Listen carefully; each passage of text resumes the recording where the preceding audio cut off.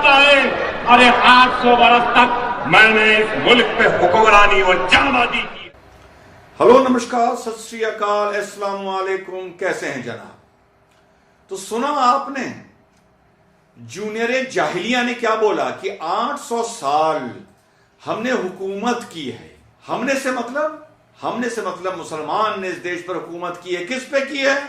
जाहिर सी बात है, हिंदुओं पे की है। तो एनआरसी में कागज ना देने पड़े, इसलिए 800 साल की हुकूमत की दुहाई, हुकूमत की याद दिलाई जा रही है।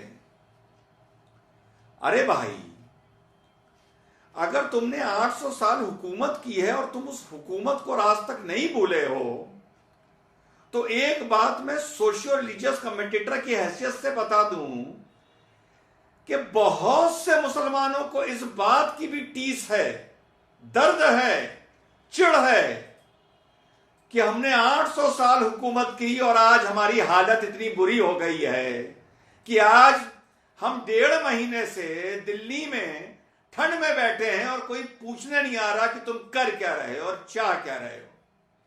यह भी एक बहुत बड़ा दर्द है, पहली बात। और दूसरी बात, जूनियर जाहिलिया, यार मैं आपसे बात नहीं कर सकूंगा, माफी चाहता हूं भाई, मैं अभी मेरठ का इंटेलेक्चुअल हूं, मैं इससे ज्यादा सॉफ्ट नहीं हो सकता।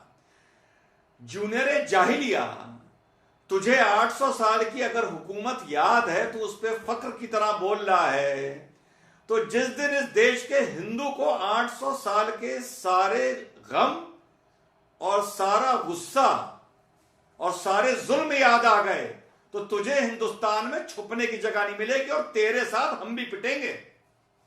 तेरे भी बच्चे और तू दौड़ा दौड़ा के मारा जाएगा और हम भी पिटेंगे और हमें भी दौड़ा दौड़ा के मारा जाएगा इस देश में हिंदुओं के हाथों।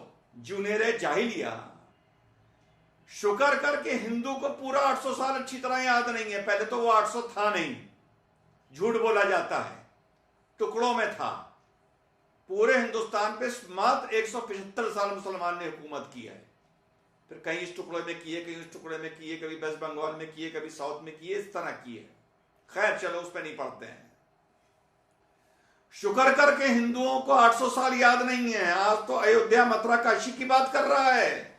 अगर हिंदू को 800 साल याद आ गए तो 30,000 मंदिरों की बात करेगा, मस्जिद नहीं बचेगी नमाज पढ़ने के लिए। आई बात समझ में? मस्जिद।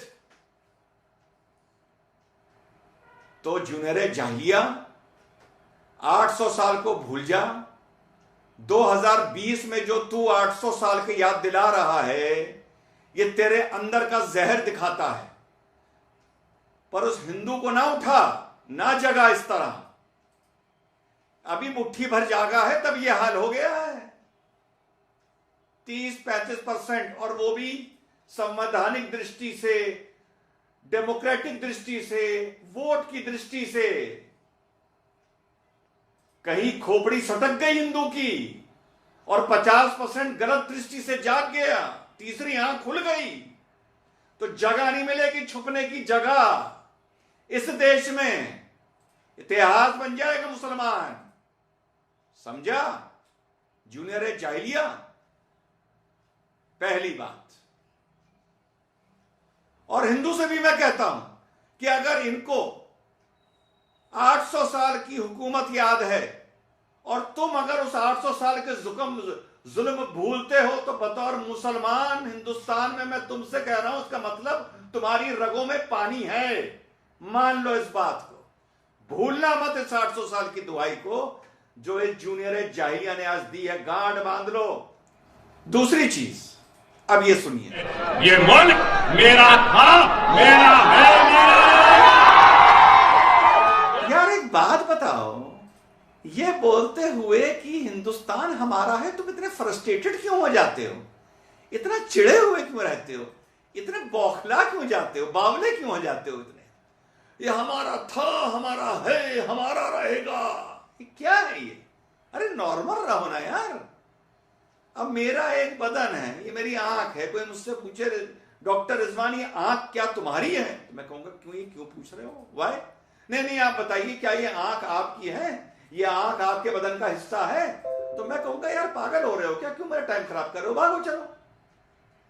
इसी तरह जाहिलिया, बेवकूफ, बरिस्टर जाहिलिया के जूनियर जाहिलिया, जिस तरह ये बदन और आंख है, इसी तरह हिंदुस्तान और हम हैं। ये बदन हिंदुस्तान है, हम इसकी आंख हैं, हम इसका हाथ हैं। इसमें एक्साइटेड होने की क्या जरूरत है? ये आंख मेरी थी है और रहेगी, ये हाथ मेरा था है और रहेगा, मेरे बाप का हाथ है, मेरी मां का हाथ है। क्या बोलते हो तुम लोग? नॉर्मल क्यों नहीं रहते? कूल रहो इंसानों की तरह। ये देश को अपना बताते हैं, जब देश को अपना बताते हो तो तुम्हारे अंदर गब्बर सिंह की आत्मा कैसे आ जाती है भाई? नॉर्मल बात किया करो। इस बात को तो जवाब देना ही बेवकूफी है कि हमारा था। और तुम्हें इस देश से कौन भगा रहा है यार? जब भी भागने की बात हुई है खुद ही भागे हो। 1947 में भी खुद ही भागे थे बिस्तर बोरिया लेके, है ना? वो तो सरदार वल्लभ भाई पटेल थे, वरना तू तो लाहौर में बैठ के भाषण दे रहा होता।